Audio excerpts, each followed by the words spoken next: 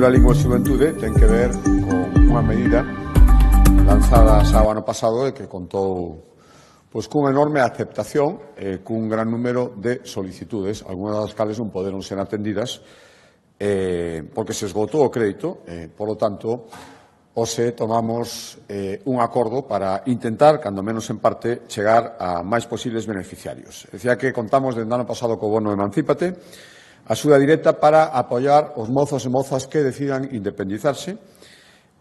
Chegamos na primeira convocatoria do ano pasado a algo máis de 1.000 mozos e mozas, 1.070, e hai que dicir, ademais, que 6 de cada 10 beneficiarios, 60%, tiñan menos de 30 anos. Por darles algún dato máis da metade eran mozos que, cando se emanciparon, optaron por un alugueiro, 584, e 482 que residían nunha vivenda en propiedade. A Coruña foi a provincia con máis beneficiarios, 472, Pontevedra segunda, 377, Lugo 120 e Ourense 97. Pois ben, como les decía, o que facemos é unha segunda convocatoria e ampliamos a cantidade que destinamos o ano pasado nun 50%. Este ano serán 3 millóns de euros co obxectivo de chegar, se o ano pasado chegamos a algo máis de 1.000 beneficiarios, pois chegar, dependerá da modalidade, as cantidades son diferentes, se optan por alugueiro ou por propiedade, chegar ao redor de 1.500 beneficiarios mozos e mozas. A cuantía serán 1.500 euros para os que decidan vivir de alugueiro e algo máis, o doble, 3.000 no caso de que se independicen cunha vivenda en propiedade. Os gastos son, igual que o ano pasado, para sufragar os gastos iniciais que se derivan de empezar a vivir de xeito independente, compra de mobles, de baño, de cociña ou determinado tipo de electrodomésticos de primeira necesidade. O cambio de acordo, a proposta da Consellería de Presidencia, volvemos, como xa hai anos, a colaborar coas ONGs que teñen proxectos de cooperación para o desenvolvemento.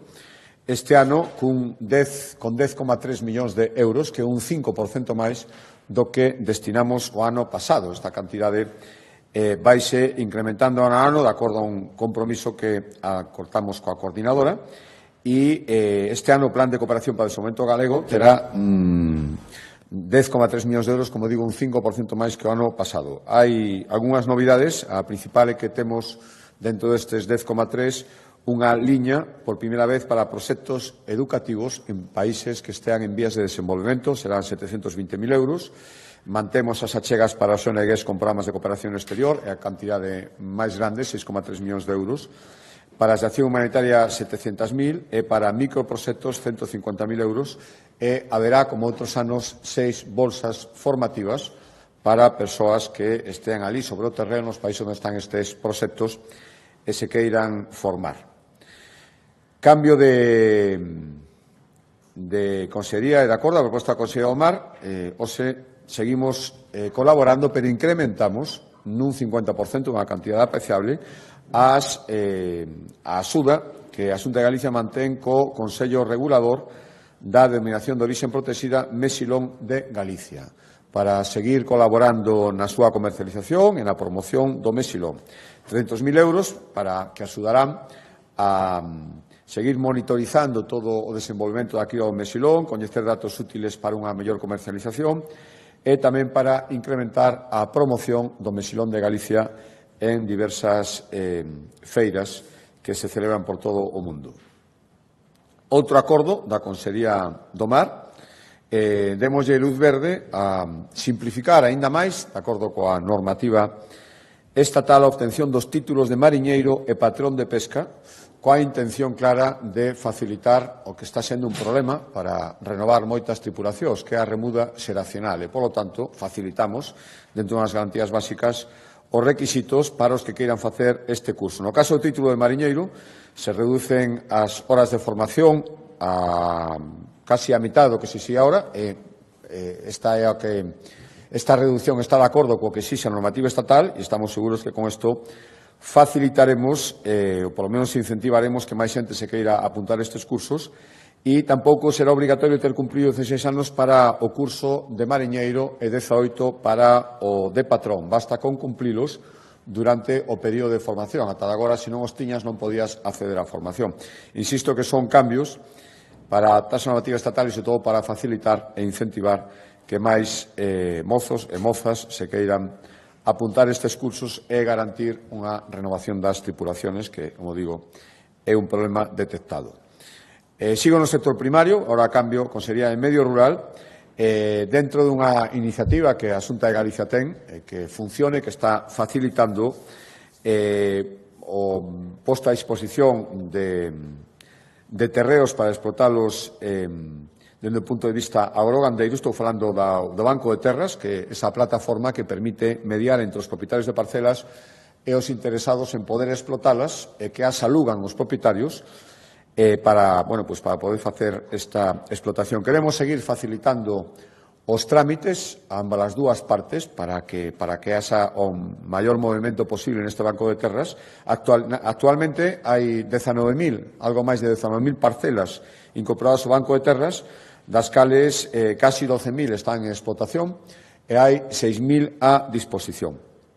Ata agora o proceso para poder dispoñer dunha parcela abríase unha posibilidade, unha ventana, un gap 2 veces ao ano, donde os que interesados en solicitar explotar unha parcela en arrendamento podían facelo e había un porcento de concurrencia competitiva. Ora o que facemos é manter este sistema, pero solo para as parcelas de nova incorporación, cando menos unha vez, teñen que ser solicitadas neses períodos, e que haxa un porcento de concurrencia competitiva. Para as demais, as que entran, sufren ese primeiro proceso e non teñen ningún solicitante ou esa solicitude se rexeita polo propietario, o que facemos é deixalas a disposición todo o ano. É dicir, en calquer momento, calquera persoa poderá solicitar o arrendamento dunha parcela do Banco de Terras. Digo, sempre que non sexa de nova incorporación e estea disponible, poderá ofertala sin ter que limitarse a eses 2 períodos de tempo e sen ter que pasar por o procedimento de concurrencia competitiva. Por dar algún dato máis, das parcelas que están disponibles agora mesmo, decía que alrededor de 6.000, 2.100 están na provincia da Coruña, 2.000 en Ourense, e Lugo e Pontevedra teñen máis ou menos cada unha unhas 1.200 parcelas disponibles dun total de algo máis de 19.000. E, ademais, outra novedade que esta solicitude en calquer parte do ano poderá tramitarse online e, polo tanto, será moito máis sinxelo todo o procedimento de adxudicación. Cambio de consellería e de acordo dentro da iniciativa, unhas iniciativas que se deriva da asunción pola Comunidade Autónoma de Galicia da competencia en xestión do litoral. Saben que unha das medidas que anunciábamos e que estamos executando é trazar e poñer a disposición de todas as persoas que queiran utilizalo o chamado Camiño do Litoral, unha senda peonil que vaya dende a costa norte, dende Ribadeo, ata o sur de Galicia, no límite de Portugal, hasta a Guarda. Unha senda peonil e ciclista, son máis de 1.300 kilómetros que abranguen o seu recorrido 79 concellos. Está diseñado para poder facelo, do punto de vista peonil, en 53 etapas.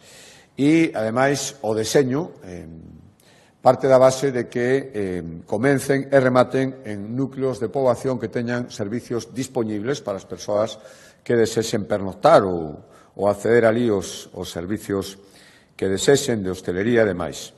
Levamos tempo facendo traballo sobre o terreo e este traballo o que mostra é que ao redor do 90% do itinerario deste camiño non precisa de actuacións significativas ou mesmo non precisa de ningunha actuación, porque coincide con rutas xa existentes, con camiños tradicionais, con núcleos urbáns ou con pasarelas de madeira que están preto das praias e, por lo tanto, pasarían a formar parte da ruta. Hai un arredor dun 10%, un pouquiño máis, 130 kilómetros, que sí que necesitan de obras, en moitos casos obras menores, para darlle continuidade a todos esos tramos e esa longitude que decía de 1.300 kilómetros.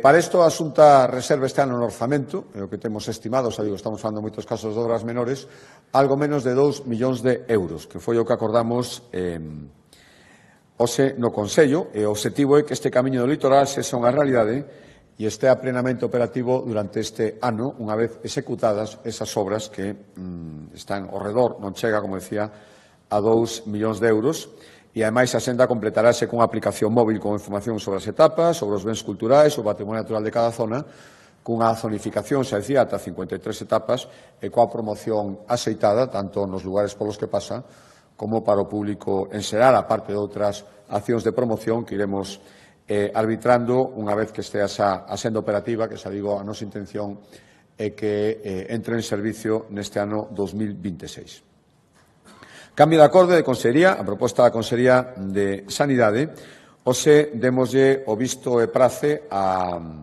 Bueno, vou explicar antes, a participar nunha operación de compra dentro deste proxecto. O proxecto é un proxecto europeo que busca solucións innovadoras que permitan reducir o número de todo tipo de dispositivos de usar e tirar que se empregan na sanidade pública, é dicir, racionalizar o seu uso, garantizar a súa trazabilidade, a súa reciclaxe. Son miles, millóns. É un proxecto europeo que xa está en vigor. Hai 6 rexións en toda Europa. Galicia é a única rexión en España e as outras están en Escocia, Dinamarca, Polonia, Grecia e Bélxica. É dicir, 6 sistemas sanitarios correspondentes a rexións destes 6 países están neste proxecto que concentra 260 hospitais, 300.000 sanitarios e casi 17 millóns de cidadáns. Este é un proxecto que xa está en vigor e o que os acordamos é aprobar que participar na primeira compra pública innovadora que vai realizar este proxecto europeo, é dicir, o primeiro acto executivo, para, como decía, combater o desperdicio de dispositivos dun só uso, buscando algúns que garanticen todo isto que decía antes, a súa trazabilidade, o seu uso, que non poda se xa posible abrilo se non se vai utilizar inmediatamente. Bueno, isto é moi importante porque estamos falando, xa digo, dunha enorme cantidade de material que se podría desperdiciar ou non tería garantías para a súa reutilización, polo menos as garantías que dá a participación neste proxecto. Son 3,5 millóns de euros o total do proxecto e Galicia vai empezar esta compra pública innovadora que facemos entre 6 áreas sanitarias de Europa. Vai haber 6 proxectos pilotos. O de Galicia vaise desenvolver na área sanitaria de Lugo. Cambio de consellería. De acordo, a proposta da Consellería de Política Social, dentro da colaboración que vimos mantendo co Goberno Central, co Estado, para combatir a violencia machista, aprobamos asinar un convenio para seguir colaborando cun sistema que xa está en vigor e que é unha protección importante para as posibles vítimas de violencia machista. Estou falando do servicio telefónico 016, onde as vítimas poden denunciar ou recibir asesoramiento e información personalizada. Por tanto, demos o visto bo a seguir mantendo a colaboración co Goberno Central no mantemento deste teléfono. Varios acordos da Consellería de Emprego agora, cambio de consellería. O primeiro, lévanos a destinar 2,5 millóns de euros para seguir colaborando cos centros comerciais abertos, que son esas asociacións de profesionais dunha zona ou dun barrio concreto nunha cidade que traballan de xeito conxunto agora de planificar toda a actividade comercial e de promoción e de profesionalización nas zonas ás que afecta. Son 2,5 millóns de euros. Pois para que? Pois para facer campañas de descontos ou promocionais, para manter, fidelizar os clientes e incrementar o seu número, actividades formativas para os propios comerciantes, os seus empregados, e medidas para atraer a novos socios, para que estes centros comerciais abertos sigan crecendo e, por primeira vez, estas axudas van permitir que os centros comerciais abertos ofrezcan aos clientes servicios de ludoteca ou de lecer para os nenos mentras eles están comprando. Ata agora non era posible subvencionar este tipo de iniciativas. Outra cosa da Consellería de Emprego, decía que son varios, hoxe acordamos destinar medio millón de euros, 500.000 euros, a apoiar a emprendedores que decidan crear unha empresa en Galicia que teña base tecnolóxica. Para que serían estes cartos? Pois para facer frente aos gastos iniciais de abrir este negocio ou para contratar a persoas que estén en situación de desemprego.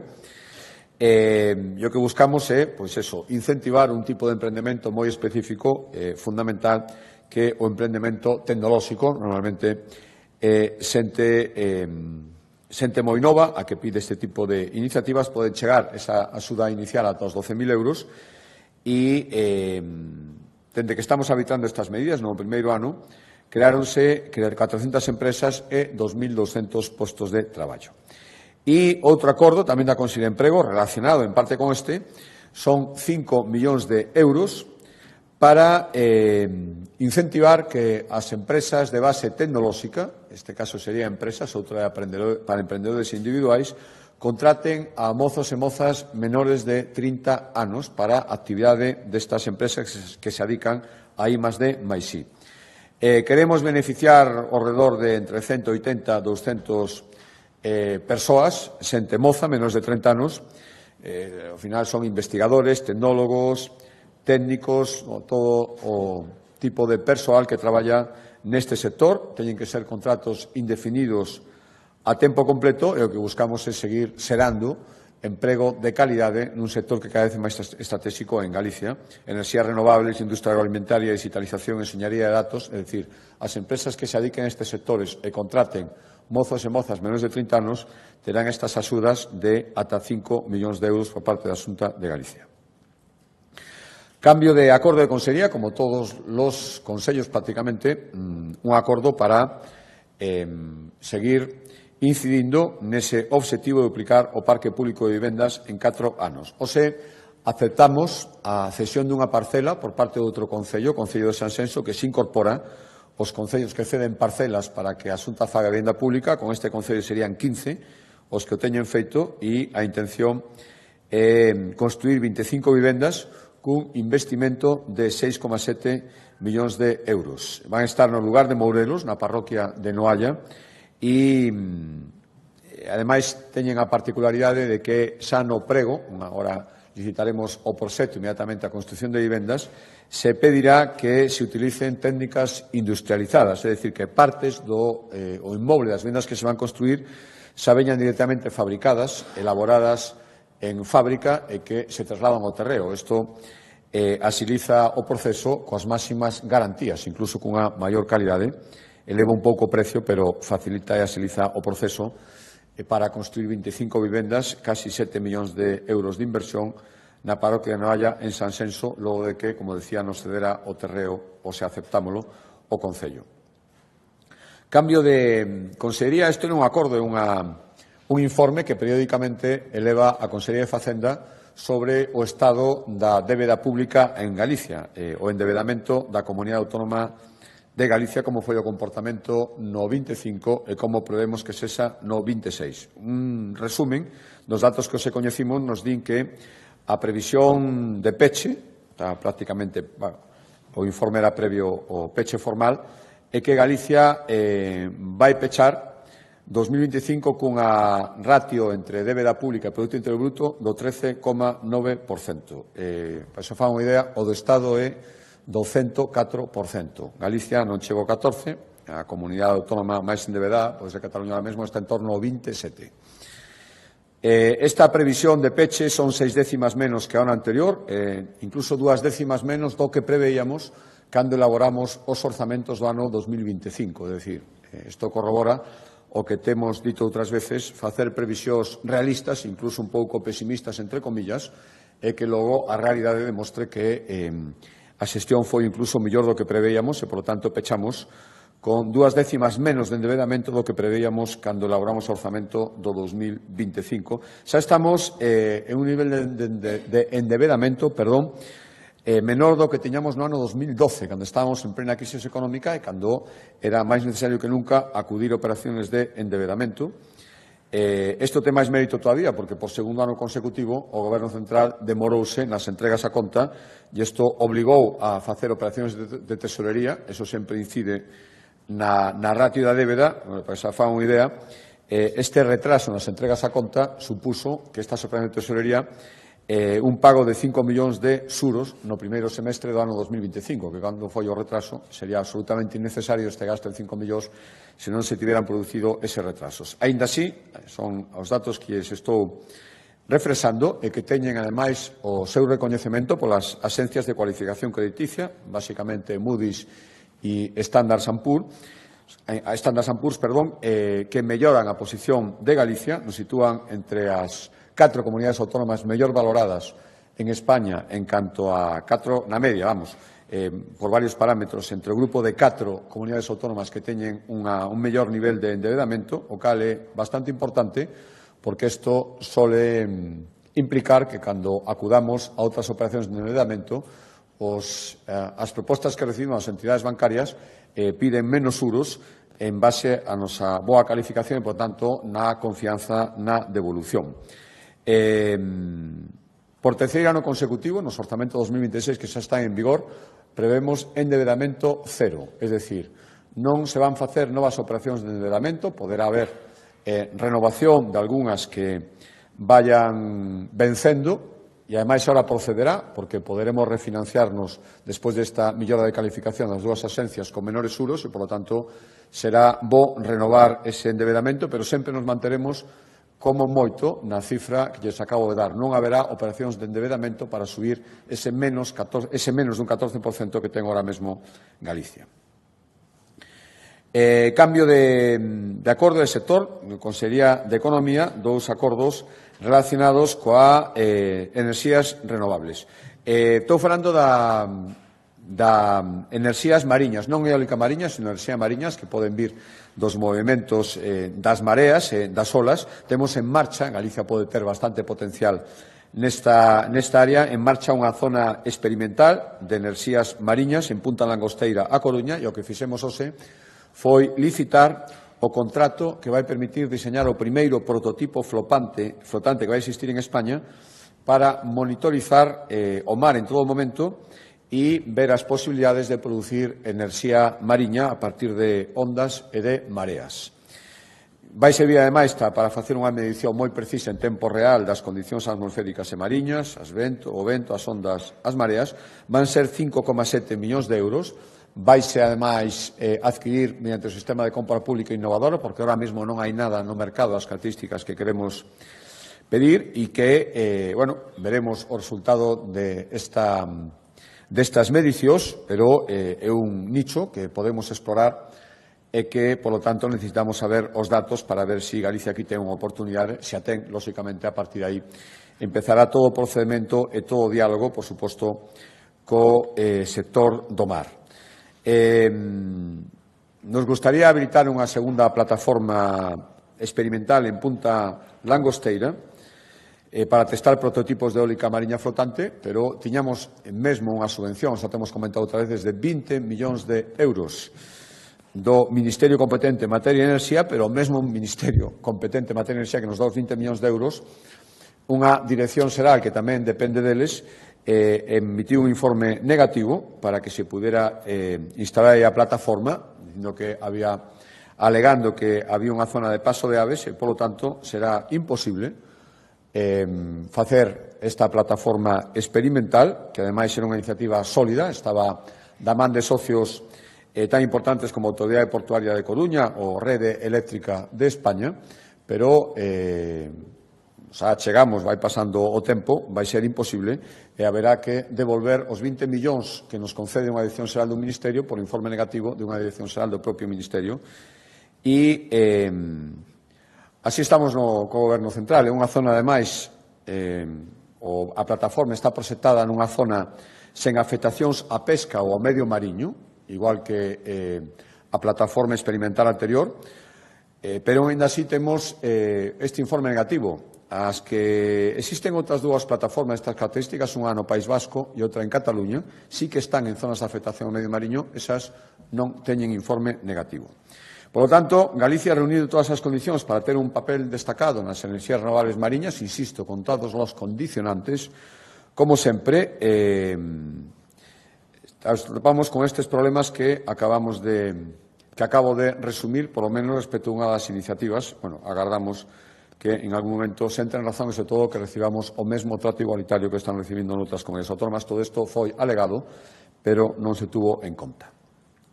E falando, fago esta introdución tamén, porque o seguinte acordo ten que ver coa conflictividade que mantemos agora mesmo co Estado e das consecuencias que se derivan dos recursos ante o Tribunal Constitucional. Saben que temos dous. contra a repotenciación obrigatoria acordada por Galicia respecto aos seus parques eólicos e outro respecto á homologación automática de discapacidade para as persoas que teñan unha dependencia recoñecida. Viñan recollidas estas dúas medidas na Lei de Acompañamento aos Orzamentos do ano 2025 e ambas foron recurridas polo Goberno central ante o Tribunal Constitucional. O sea, acabamos de autorizar que a Xunta se persone ante o Tribunal Constitucional para defender a posición de Galicia ante as paralizacións que estes dous recursos supoñen, porque entendemos que son insustas, contraproducentes e perxudiciais. Dende logo, a que o recurso contra a homologación automática de discapacidade cando hai dependencia, para que se faga unha idea, esta medida, a toda agora, beneficiou a 12.000 persoas en Galicia. Cal é a razón da oposición do Goberno central? Pois que as persoas con discapacidade teñen exencións fiscais e o Goberno non quere aforrarse estes cartos e, polo tanto, retrasa todo isto cun recurso e obriga a Xunta a suprimir os procedimentos únicos que teníamos para os dous recoñecementos e, polo tanto, esta afecta, como xa temos comentado en máis ocasións, directamente o plan de choque que estaba supoñendo que se incorporaran moitas persoas mensualmente coa doble valoración feita. E obriga a reformular e replantexar todo o sistema que tiñamos regulado legalmente. Sobre outro acordo, a repotenciacións, a medida que introduciu a Xunta, e a que o Goberno central se opón, supuña a obrigatoriedade de reducir o número de aeroxeradores que existían en varios parques, os de máis de 25 anos, e sustituílos por outros máis modernos máis potentes e que supoñían a desaparición de moitos pequenos para que houbera outros máis grandes, pero moitos menos. Para que se faga unha idea, a suspensión, había parques de máis de 25 anos que xa se estaban repotenciando voluntariamente, pero había outros que non, 16 concretamente, que non estaban facendo esta repotenciación voluntaria. De manterse en vigor esta medida, que ora o Goberno central recurriu e que está suspendida, isto suporía que 572 muiños que existen actualmente pasaran a ser algo máis de 112 muiños como moito, un 80% menos. Isto que ora se paraliza e non vai ser posible, polo menos non vai ser posible en virtude da lei que decidiu o Parlamento a proposta da Xunta de Galicia. E, ademais, había unha elevación de potencia. Pasábamos de 1.104, que é o que producen ahora estos 572 muiños eólicos, a unha produción de 1.524, casi un 40% máis. É dicir, un 80% menos de muiños iban producir un 40% máis de enerxía. E isto é o que agora, incomprensiblemente, ou non, depende de as motivacións do Goberno non explicadas, agora mesmo non vai poder ser. Penúltimo acordo, antes do acordo que explicará o conselleiro, tamén é un acordo a proposta da súa Conselleira, a Conselleira de Educación, o sea, aprobamos a distribución de 6 millóns de euros en axudas para a construción, ampliación e equipamento de 4 centros tecnolóxicos que existen en Galicia. Son 6 millóns de euros que mobilizarán outros tantos, 12 millóns de euros en melloras, porque hai unha parte que terán que aportar os centros tecnolóxicos e a parte vai permitir manter máis dun cento de postos de traballo moi calificados de persoas que traballan nestes centros. A distribución son 3 millóns para o CETIN, que é o Centro Tecnolóxico de Investigación Multisectorial, que está en Arteixo.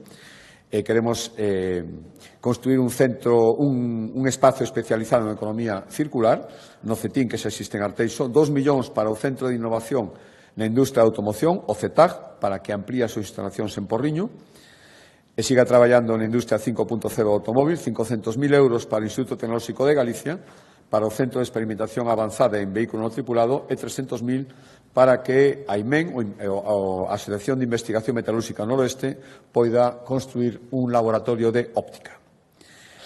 E o último acordo que explicará o Consello máis polo miúdo é a elaboración dunha lei, ou se empezamos o procedimento, que en realidad o que fai xa actualizar unha lei que xa ten moitos anos e que, dende logo, estaba necesitada esta actualización. Estou falando da Lei de Educación de Adultos, que data do ano 92 e moitas cousas cambiaron dende esa data, empezando unha fundamental, que era o obxectivo principal da lei.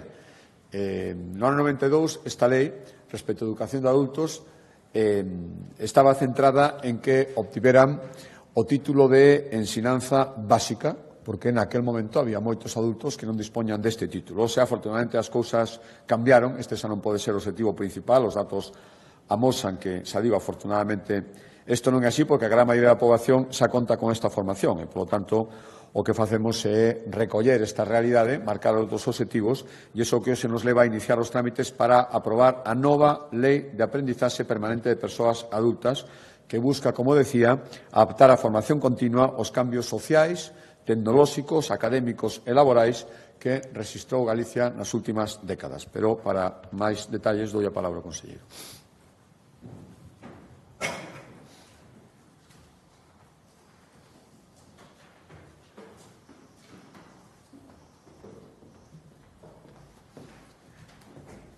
Bueno, moi bo día, gracias, presidente. Como ben dicía o presidente, a actual Lei de Adultos data do ano 92, dende a quedas ata hoxe, houve moitísimos cambios que afectan a estrutura social, ao mundo laboral, ao mercado de traballo, aos niveis formativos, e é necesario actualizar esta lei para, de algún xeito, dar resposta aos novos requirimentos da sociedade e que esta formación, que é tremendamente útil, poida seguir sendo. Isto vai en línea, ten un novo obxectivo que vai en línea cos mandatos da Unión Europea, que persigue fundamentalmente unha formación permanente ao longo da vida e que esta formación permanente sirva para que as persoas poidan cualificarse ou recualificarse en base ás novas oportunidades de traballo, en base ás novas oportunidades que existen no mercado laboral. Hai unha evidencia estatística que, en certa medida, avara toda esta gran idea xeral. Estas son unhas ensinanzas que nos últimos anos teñen medrado moito. De feito, dende o curso 18-19, é dicir, fai 5 cursos, temos un crecemento de prácticamente o 25% de alumnos matriculados en estas ensinanzas de adultos. Estamos a falar prácticamente de 62.000 persoas que cursan ensinanzas de adultos. Si desagregamos dentro deste gran paquete os diferentes apartados, vemos que as máis tradicionales, é dicir, aquelas que estaban orientadas a ter unha titulación básica que unha persona debía adquirir no ensino obrigatorio, o que se decía tradicionalmente ou popularmente como sacar, por exemplo, o graduado, ten disminuído de forma moi forte. De feito, tantas ensinanzas iniciais como a educación secundaria, como o bachillerato para adultos, tense reducido nos últimos 5 anos prácticamente un 45% nos tres casos. Sin embargo, temos un crecemento moi grande en outros tipos de ensinanzas. En ensinanzas de réxime especial, prácticamente un 17% de incremento nos últimos anos. En ensinanzas non regradas, un 46% de crecemento. E en formación profesional para adultos, máis dun 100% de incremento nos últimos anos. Estes datos evidencian a necesidade de un cambio real de enfoque para que estas ensinanzas poidan seguir cumprindo coa súa función social e se adapten a cuestións que están xurdindo con moita forza nos últimos anos. Por exemplo, o acollemento de novos galegos ou tamén acompañar a poboación que queira, de algún xeito, mellorar as súas condicións laborales e necesita adquirir competencias, destrezas e habilidades das cuales carece. Un dato, simplemente, por exemplo, nos últimos anos temos en ensinanza de adultos máis de 5.000 persoas nacidas no estranxeiro en adultos de máis de 18 anos. Isto representa, por exemplo, no ámbito da FP, o 10%, e vemos tamén que en outros ámbitos, por exemplo, no ensino de español, hai un alza do 300% nos últimos 5 anos de adultos, de poboación adulta nacida no estranxeiro, que cursan estas ensinanzas, ou nas ensinanzas non regradas de castelán e galego temos un crecemento de máis dun 100%. Os grandes obxectivos, xunto a isto, é mellorar a alfabetización digital das persoas de maior idade, ter un maior coñecemento, como acabamos de ver polos datos da lingua da cultura galega, e, por suposto, favorecer a conexión destas persoas con menor formación aos requirimentos e ás necesidades do mercado de traballo. Esta lei, como xa dixemos, dirixe ás persoas de 18 máis anos, ao conxunto da poboación, pero, obviamente, identificamos unha serie de colectivos de atención preferente. Un deles son os grupos que están nunha situación de vulnerabilidade fundamentalmente por a súa baixa formación ou por a súa débil formación, e outros son as persoas adultas que buscan mellorar a nivel profesional ou a nivel académico a súa situación a través dun reciclaxe ou da procura de novas oportunidades laborales. No primeiro caso, falamos fundamentalmente de persoas con un baixo nivel educativo, pertencen a colectivos desfavorecidos, emigrantes, etc. É fundamental mellorar a súa formación para lograr unha inclusión das mesmas no mundo do traballo. E o segundo, centrámonos, vai estar centrada fundamentalmente a traballadores sen cualificar, sen cualificación académica ou profesional, que necesitan actualizarse para poder adaptarse ás novas demandas do mercado, aos novos requerimentos dos sectores productivos, ou ben, que simplemente por unha cuestión de crecemento persoal desexan ampliar a súa formación. Estamos, por lo tanto, ante un cambio de paradigma, deixamos un paradigma que era a base da lei do ano 92 e buscamos un novo paradigma que obviamente está orientado á cualificación e á recualificación das persoas para que teñan estas persoas máis oportunidades. É obvio tamén que no ámbito da administración autonómica diferentes departamentos nos adicamos a cualificar e recualificar e tamén un dos obxectivos da nova lei é xenerar un marco de cooperación, un marco de colaboración para poder ter os maiores resultados posibles. Para o logro deste obxectivo temos unha serital o logro destes obxectivos. Un dos primeiros é a elaboración, darse as novas demandas do mercado, aos novos requerimentos dos sectores productivos, ou ben, que sempre a estrategia galega de aprendizaxe permanente, que basicamente o que vai a facer é recoller as diferentes liñas de actuación que se contemplan no marco legal para ofertados nunha oferta de calidade e integrada ás necesidades de Galicia. Dentro desta estrategia estamos xa traballando, pensando en accións importantes como a posta en marcha dunha plataforma digital que aglutine toda a oferta autonómica, crear tamén un novo sistema que facilite a variación e a acreditación das competencias básicas por parte das persoas, tanto a nivel puramente lingüístico, digital, mesmo profesional, ou favorecer e diseñar novos instrumentos de cooperación público-privada que posibiliten chegar a un maior número de persoas.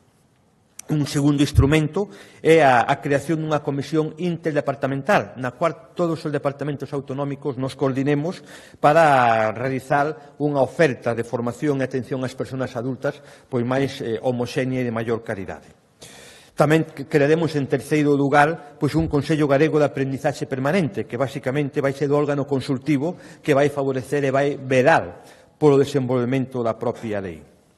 En definitiva, deixamos un vello paradigma necesario naquel momento, pero que hoxe xa non é, e queremos adaptar o sistema de enseñanza de adultos ás novas realidades a un novo modelo.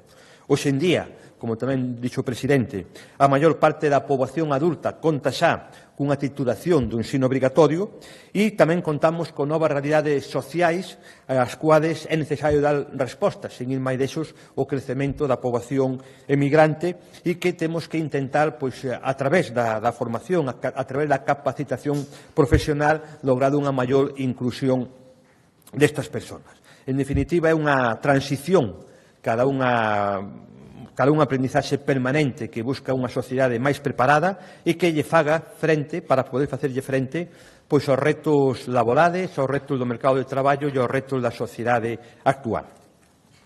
Hoxe no Consello debatimos o inicio desta lei. A partir de agora se vai colocar no trámite inicial para que a sociedade no seu conxunto poida realizar achegas dentro do ámbito das publicacións de transparencia e a nosa idea, sempre cando non haya nada anómalo, é que a principios do ano que ven poder remitir xa o texto ao Parlamento para poder que esta lei comenzar a súa tramitación parlamentaria.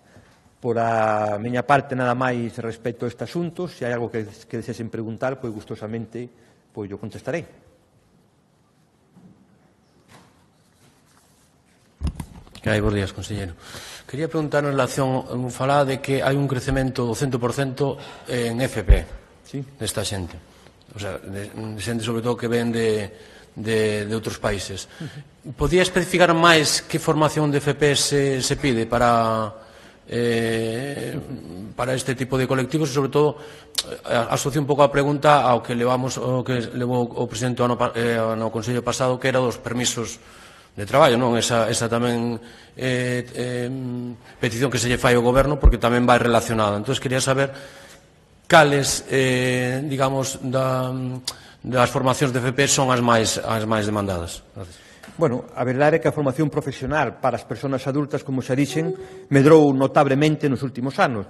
Falo dende o curso 18-19 ata a actualidade. Temos máis dun 100%, en concreto un 101,6% de crecemento deste colectivo. Obviamente hai que ter unha visión integral na cual se plantexen diferentes accións, unhas de ámbito laboral, outras de ámbito máis educativo. E dende o ámbito da formación profesional o que queremos, xa estamos facendo, pero queremos incentivar é facer unha formación especializada e específica orientada a aqueles colectivos, como pode ser o de poboación nacida no estranxeiro, que lle favoreza unha maior capacitación profesional, aprender certas cuestións laborales e profesionais e poder insertarse no mercado laboral. Temos xa, de feito, ciclos algúns que son pioneiros, que son, digamos, que estamos este ano facendo esta experiencia, que están orientados a colectivos desfavorecidos, a colectivos con discapacidade, conjuntamente cos colectivos de discapacidade. E tamén estamos diseñando ciclos nos cuales podamos favorecer tamén que moitas persoas que chegan sin capacidade lingüística poidan adquirida, porque é unha realidade que moita poboación migrante, só no ámbito latinoamericano, ten unha inserción obviamente, moito máis fácil, porque dominen a lingua, e outros colectivos de outros países teñen unha barreira de entrada que son, que é, digamos, o dominio das linguas. Co cual hai que, como xa digo, ter unha visión integral que posibilite dar resposta a esta realidade social que existe e que temos que, en certa medida, facilitar a formación destas persoas para facerlle frente a un requerimento do mercado de traballo cada vez máis especializados, máis tecnolóxicos e, de algún xeito, con esta capacitación, que poidan insertarse no mercado laboral, nas estruturas productivas do país e integrarse no conxunto da sociedade galega.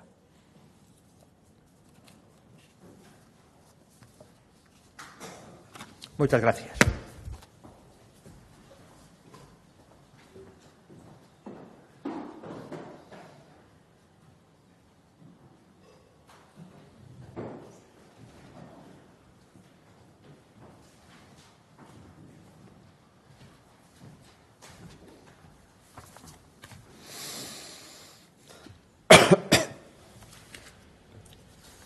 Boa tarde, presidente.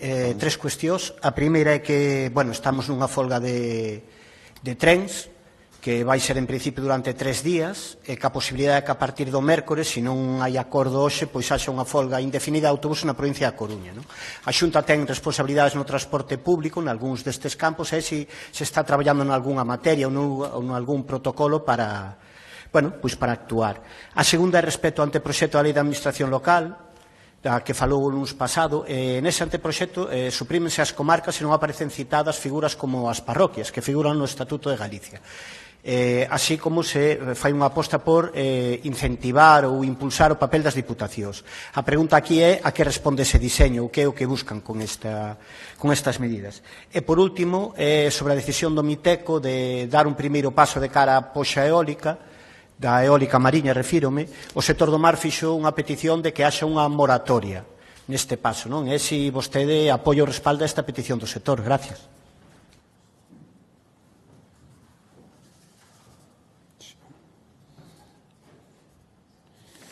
Vale, preguntábame pola folga de ferrocarril, verdad?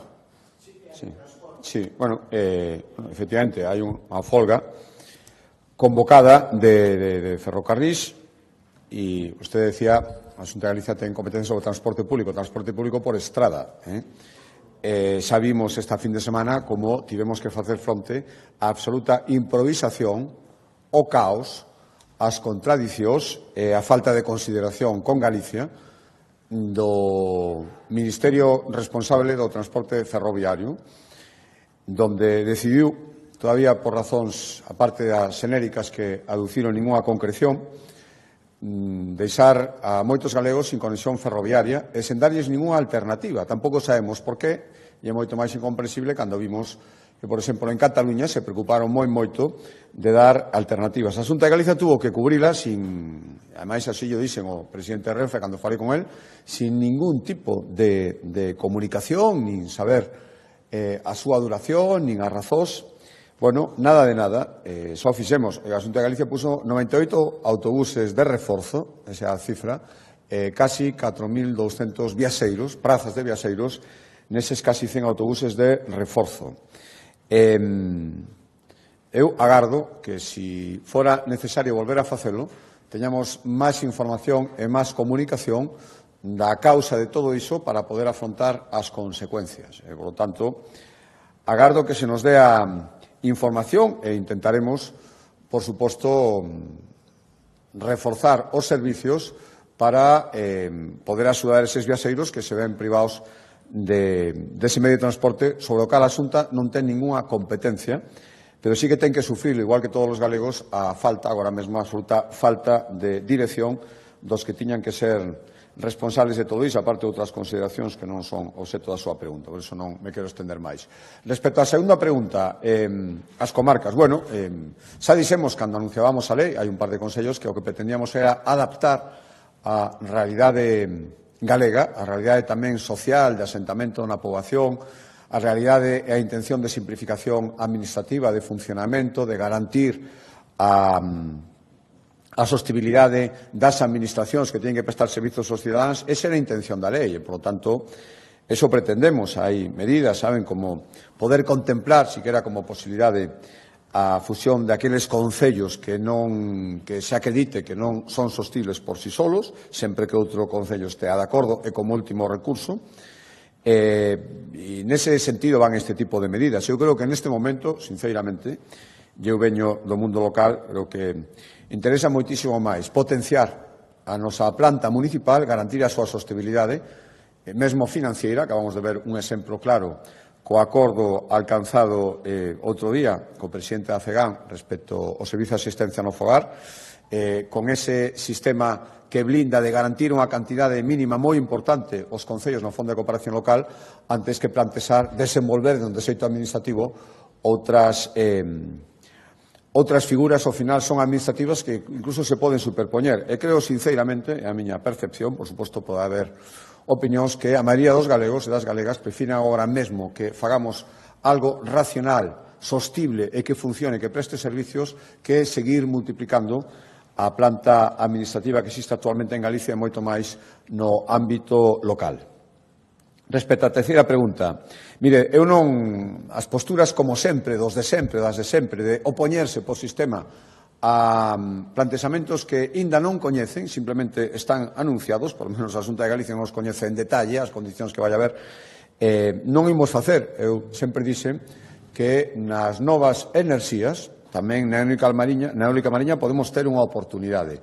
Eso sí, absolutamente compatibilizada e compatible e dialogada con todos os intereses en xogo, empezando, por suposto, co noso sector do mar, que é fundamental en Galicia e que xa está aí e ten que seguir sendo garantía de futuro. Por lo tanto, para iso está o Observatorio de Eólica Mariña, que convocaremos en breve para empezar primeiro, para deixar claro que todo isto se ten que facer dialogado e con todas as garantías, e segundo, cando teñamos a información. Tantas veces anunciou o Goberno Central que iba a empezar estes procesos e tantas veces o pospuso que primeiro vamos a saber de que estamos falando antes de tomar decisións. Ahora, renunciar por principio a oportunidades que pode ter Galicia, dicindo que é imposible compatibilizar nada e que isto non o queremos e que o fagan outros sitios, para eso xa hai partidos en Galicia moi recoñecidos que o saben facer moi ben, pero eso é perder oportunidades e eu, dende logo, como presidente da Xunta, non o quero facer.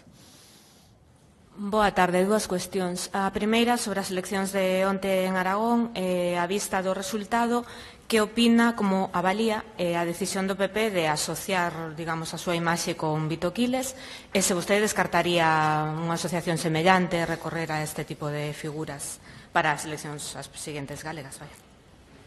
E, por outra banda, sobre o caso da denuncia de acoso en Móstoles, o PP criticou casos como xordidos últimamente no PSOE, o de Tome Roca, incluso de Inés Rei, denuncias internas por acoso sexual e laboral, pero neste caso defende unha postura de non chegarse quera abrir un expediente, mantén o alcalde e incluso desacredita a denunciante. Que diferencia hai entre estes casos do PSOE e este de Móstoles? Gracias. Sí, mire, primeiro, unha pregunta moi concreta. Eu non me vou a meter nas estrategias de campaña ninguén, e menos dun compañeiro que, por certo, onte gañou as eleccións. Quero aproveitar para felicitalo. Non está vostede, se faría o mesmo. Cada un ten as súas estrategias. Por lo tanto, cando chegue o momento de facer a campaña electoral, porque están convocadas as eleccións en Galicia, eu intentarei facer aquelo que creo que conecta mellor coas persoas ás que lles pedimos a confianza. Por lo tanto, cando chegue o momento, verán vostedes cales son as decisións que aquí tomamos e que estarán dirixidas directamente ao que eu creo que esperan os votantes galegos dun candidato que lles pide a confianza. Ya as estrategias de outros eu nin quero nin me podo meter. En todo caso, gañou as eleccións, porque, se escoitando algunhas cousas, parece que todas as eleccións teñen un vencedor, e as de onte o vencedor foi Jorge Azcón. Respecto á segunda pregunta, mire, creo que hai conozco os detalles de ningún dos casos máis que o que sale nos medios de comunicación. Lóxicamente, ninguén me contou, nin o caso que afecta ao meu partido, non me contou ningún detalle, pero hai un principio xeral que se hai base para investigar, que se investigue todo, en todos os casos. Eu o que non vou facer nunca é facer, isto é moi propio da esquerda, tamén o Partido Socialista, de dar moitísimas leccións do que temos que facer os demais, e cando lles afecta resulta que non hai que mirar nada, está todo moi ben, e non hai que mover un dedo. Por lo tanto, que se investigue en todos os casos o que haxa que investigar, se que hai algo que investigar. Creo que isto, se o aplicas en todos os casos, é o que mellor funciona, sin cinismos e sin hipocresías tan propias da esquerda cando lle toca.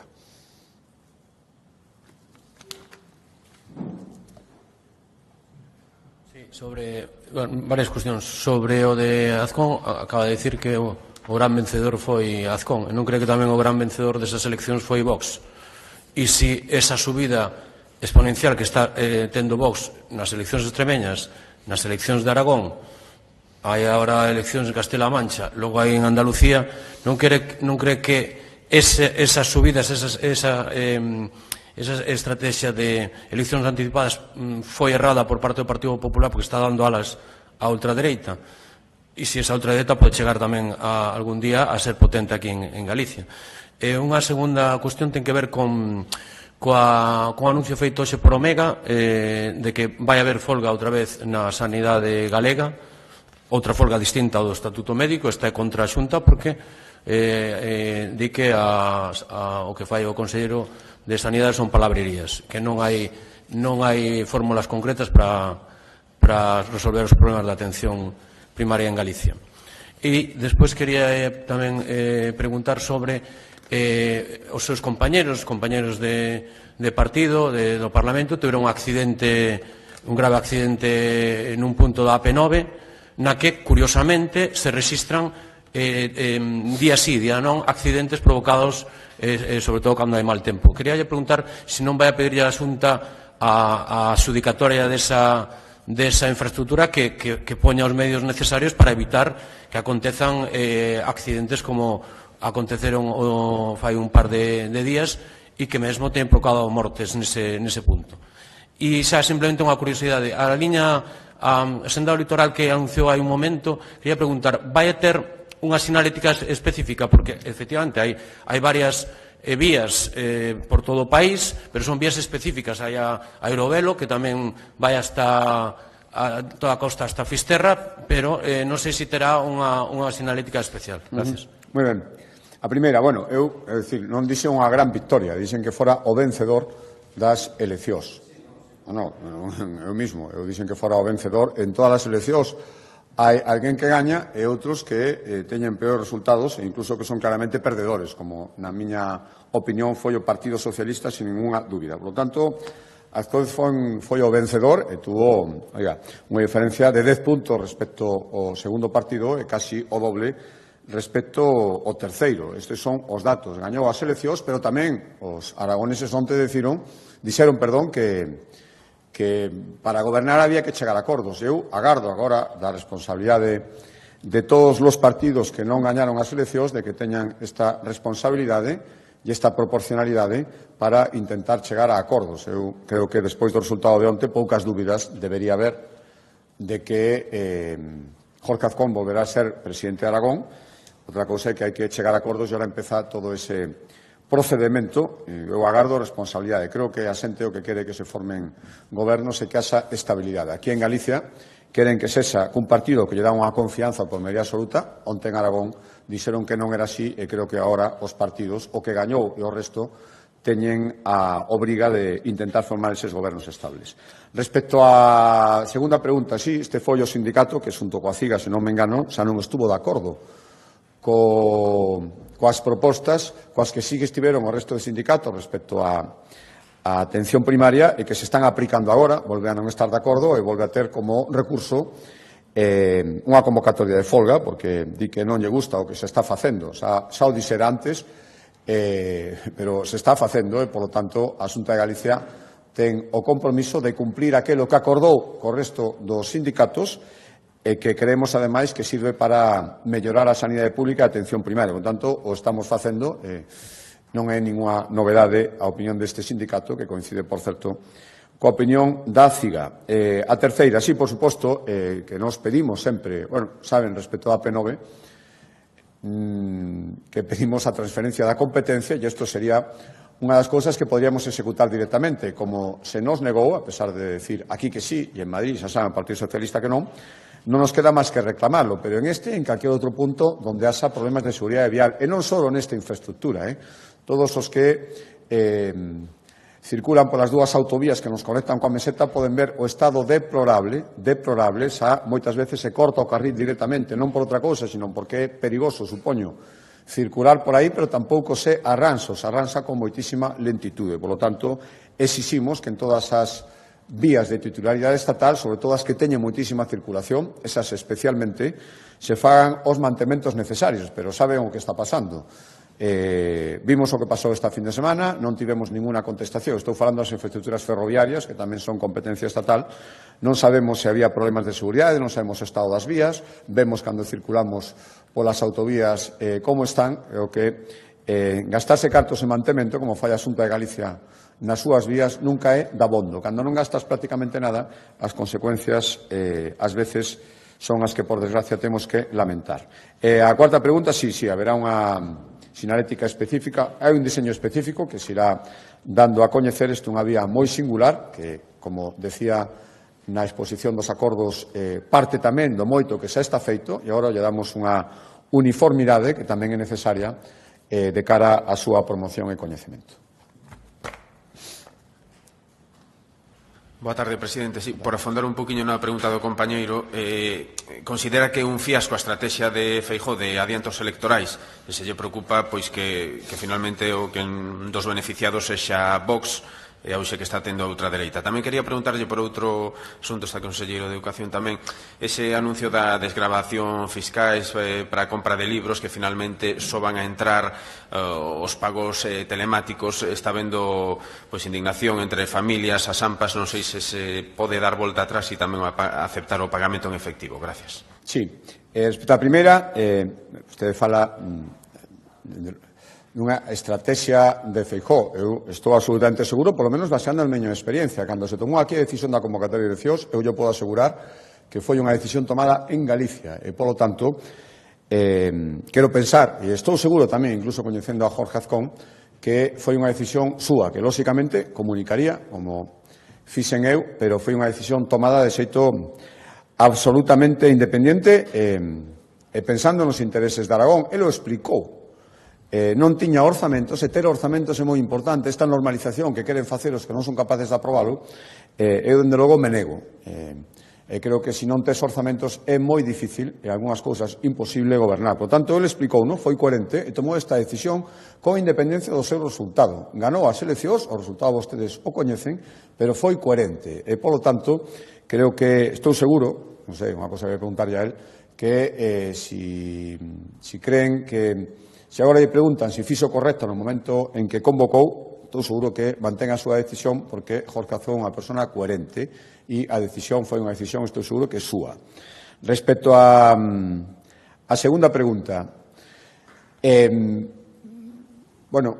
coñezo, porque é certo que hubo protestas de persoas, isto é a aplicación da unha normativa tanto estatal como autonómica que exixe estes medios de pago. É certo que Tamén hai que poñerse na pel dos afectados, das persoas, e porque además isto é unha medida que implica un investimento importante por parte da Xunta de Galicia, máis de 7 millóns de euros, para axudar as familias que máis necesitan esas axudas para adquirir material escolar. E, polo tanto, si polo que sexa non eran conscientes deste requisito que, insisto, está na normativa, o que intentaremos este ano, de xeito excepcional, é darlle algún tipo de solución para que esas persoas que fixeron os seus pagos non por medios electrónicos, os seus pagos en efectivo, tamén se poidan beneficiar, porque evidentemente hubo algún problema de comunicación e hubo persoas que non se enteraron e estou seguro que actuaron de boa fe e, por lo tanto, eso hai que darlle unha solución,